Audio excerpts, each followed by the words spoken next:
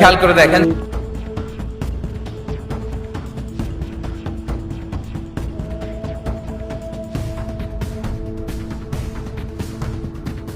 এবার এই সিঙ্গারার মধ্যে আমি প্লেটটা ঢুকিয়ে দিলাম। এবার এই সিঙ্গারাটা জনকে গিয়ে দিব, আর জন সুন্দর মতন খেয়ে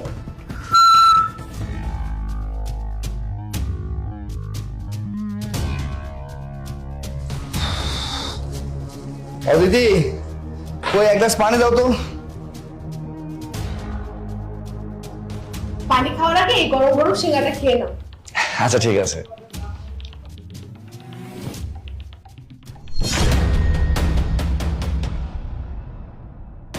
এই, তুই সিঙ্গারা ফেলে দিলি কেন? স্যার, এই সিঙ্গারের ভিতরে না ম্যাডামের ভেলেট ঢুকাই রাখছে আপনারে মারার জন্য। এই, কি বলছিস তুই এসব? হ্যাঁ স্যার, আমি আমার নিজের চোখে দেখছি ম্যাডাম এই সিঙ্গারের ভিতরে ভেলেট ঢুকাইছে তার বয়ফ্রেন্ডের সাথে আলোচনা কইরা। কি? এই এই, তুই মিথ্যা কথা বলছিস কেন? হ্যাঁ, আমি কেন আমার স্বামীকে মারতে যাব? জন, তোমার বিশ্বাস হয় আমি তোমার সিঙ্গারের মধ্যে ব্লেড মিশিয়ে তোমাকে খাইয়ে মারতে চাই? ওর কথা একদম বিশ্বাস করবে না, ও মিথ্যা কথা বলছে এসব। আমি একদম মিথ্যে কথা বলতেছি না স্যার। ম্যাডাম আর ম্যাডামের বয়ফ্রেন্ডের সাথে যে আলোচনা করে এইটা করছে, এই দেখেন তার ভিডিও। আচ্ছা, এভাবে আর কতদিন চলবে বলো তো? তুমি তোমার হাজবেন্ডকে ডিভোর্স দিচ্ছ না কেন? দিয়ে দিব, খুব সোন আমি ওকে ডিভোর্স দিয়ে দিব। একবার শুধু এই বাড়ির প্রপার্টি পেপারস গুলো পেয়ে নি, তারপর ওকে আমি ডিভোর্স দিয়ে দিব। না না, তাতে তো আরো সময় লেগে যাবে। আমি এত সময় নিতে পারবো না।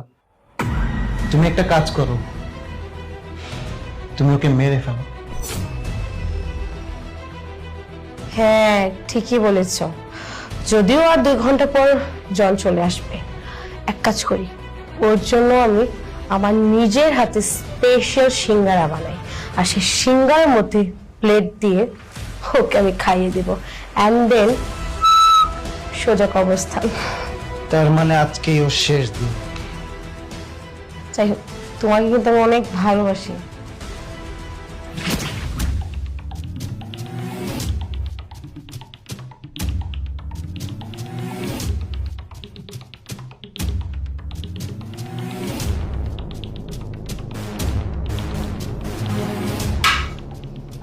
তোমার এত বড় সাহস, তুমি আমার স্ত্রী হয়ে তুমি আমাকেই মারতে চেয়েছিলে?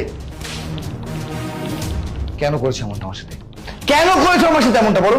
হ্যাঁ, কিসের জন্য? আমার তো ভাবতে অবাক লাগছে যে আমার স্ত্রী আমাকেই মেরে ফেলতে চাইছে। তোমার জন্য আমি কি করিনি? হ্যাঁ, কি করিনি আমি তোমার জন্য? দিন রাত আমি পরিশ্রম করছি তোমার ভালো থাকার জন্য।